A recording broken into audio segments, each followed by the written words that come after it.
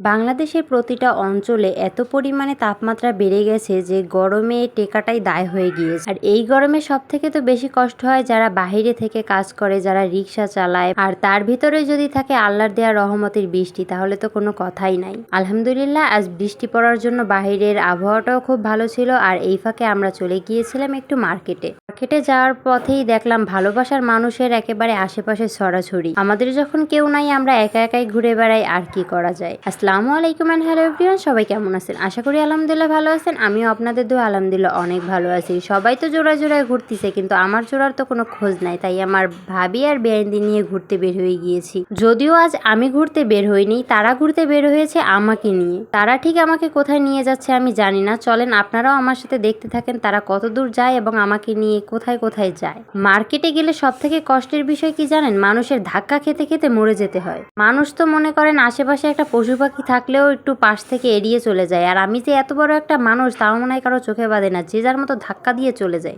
এই কষ্টের কথা তো আছেই, সাথে আরো কিছু কষ্টের কথাই আজকে আপনাদের সাথে শেয়ার করতে যাচ্ছি। আমি জানি আজকে আমার কষ্টের কাহিনীর সাথে অনেকের কষ্টের কাহিনী মিলে যাবে। সো যাদের কষ্টের কাহিনীটা আমার কষ্টের কাহিনীর সাথে মিলে যাবে, অবশ্যই তারা কমেন্ট করবেন। কষ্টের কাহিনীটা বলার আগে একটা কথা বলে নিয়ে যে আজকে মার্কেটে গিয়েছি শুধুমাত্র একটা জিনিস কিনবার জন্য, কিন্তু শুধুমাত্র একটা জিনিস কিনে আসলে তো হবে না। এর জন্য আমি প্রতিটা দোকানে ঢুকে সবগুলো জিনিস চেক আপ দিতে গিয়েছি। চেক আপ বলতে কোথায় কি এসেছে, কেমন কি দাম, সবকিছু তো শুনে আসতে হবে, কারণ পরবর্তীতে আবার টাকা নিয়ে যেতে হবে। তাই আগে থেকে একটু দেখে আস। আর এগুলো কি জানেন? মেয়েদের দুর্বলতার জায়গা। মেয়েদের সামনে যদি চুড়ি আর ঝুমকা থাকে তাহলে তো কোনো কথাই নাই, তারা সেখানেই দুর্বল হয়ে পড়ে থাকে। এখানে এত সুন্দর সুন্দর ঝুমকা ছিল যে আমার মনে হচ্ছিল সবগুলো কেড়ে নিয়ে চলে আসি। জায়গাটা কোথায় সেটা ভিডিও শেষে অবশ্যই বলবো, আগে ভিডিওটা সম্পূর্ণ দেখে শেষ করতে থাকেন। আর যাই হোক, প্রতিটা দোকানে যেয়ে কিন্তু ঘুরিনি, দুইটা ব্রাশ কিন্তু অলরেডি কিনে ফেলেছি, বুঝতে পেরেছেন? মহামূল্যবান দুইটা জিনিস কিনে ফেলেছি। আর আশেপাশে এত পরিমাণ জিনিস ছিল, জিনিসগুলো আমাকে ডাকতেছিল যে আমাকে নিয়ে যাও। এত সুন্দর সুন্দর কিউট কিউট কতগুলো ব্যাগ ছিল যা ধারণার বাইরে। আমার মার্কেটে গেলে আর কিছুর দিকে নজর যাক বা না যাক, ব্যাগের দিকে যাবে। মানে ব্যাগ আমি যতই কিনি ততই কিনতে ইচ্ছে করে। আর সব থেকে মজার কাহিনী হলো, মার্কেটে যাব, পানিপুরি, ভেলপুরি বা ফুচকা খাবো না, তা কি করে হয় বলেন?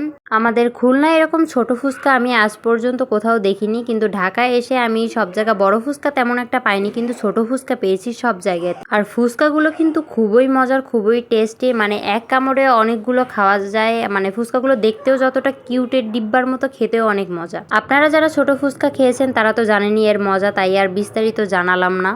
ফুচকাটা এতটাই টেস্টি ছিল যে আমি ভিডিওতে ভয়েস দিতে যেয়ে আমার আবারও খেতে ইচ্ছে করতেছে, কিন্তু আফসোস কিছুই করার নেই। আর বোরকার দোকানে গিয়ে তো মনে করেন আমি হারিয়েই গিয়েছি। ইচ্ছা হচ্ছিল যে প্রতিটা বোরকা নিয়েই আমি চলে আসি। যদিও আমি তেমন বোরকা পরি না, কিন্তু বোরকার জিনিসটা আমার খুবই ভালো লাগে। বোরকার মার্কেটে গেলে মনে হয় আমি একটা বোরকাও বাদ দিই না, সবকটা বোরকাই কিনে নিয়ে চলে আসি।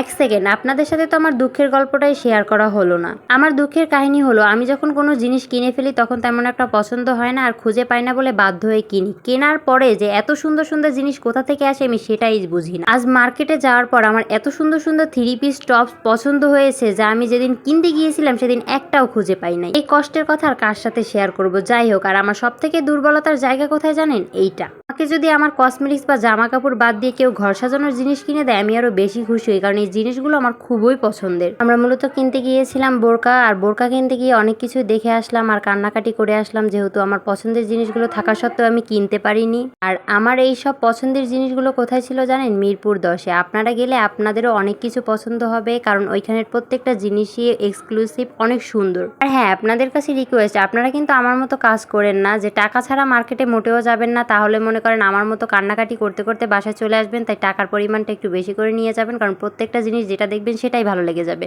আজকের ভিডিওটা এই পর্যন্তই ছিল। ভিডিওটা কেমন লাগলো অবশ্যই জানাবেন, লাইক কমেন্ট শেয়ার করে পাশে থাকবেন। আর সবাই অবশ্যই আমাকে সাপোর্ট করবেন, যে পরিমাণে ভালোবাসা দিচ্ছেন আমি তো আপনাদের কাছে ঋণী হয়ে যাচ্ছি। তো সবার জন্য দোয়া রইল, সবাই আমার জন্য দোয়া করবেন। ভালো থাকবেন, সুস্থ থাকবেন। আল্লাহ হাফেজ।